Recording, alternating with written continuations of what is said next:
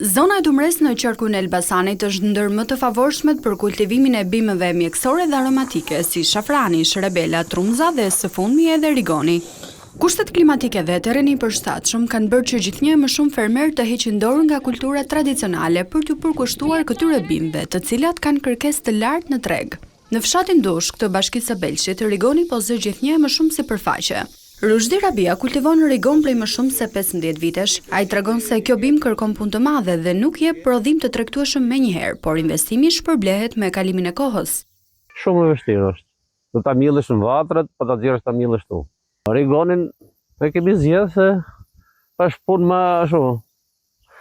Ky jep pak prodhim tu, kurse të tjerat s'japin. Gruri dikujt al për dëlym t'jep tu. Rigoni ka nevojë për rreth 3 vite që të arrijë prodhimin e plot. Fermerët kanë nisur përgatitjen për sezonin e korrjes dhe shpresojnë që këtë vit çmimi të jetë më i lartë. Nëse 3 vite më parë 1 kilogram rigon shitej me rreth 300 lekë, këtë sezon ata presin që çmimi të arrijë në 400 apo 500 lekë për kilogram. Me 3000 që vjet. Duhet pakën të jetë 4-5 që ta vlej. Që do filloj që në mjesu këtu, do rridi ndargët. Da korë, da shtjel, da maj, da hapën vapt atje, da shi.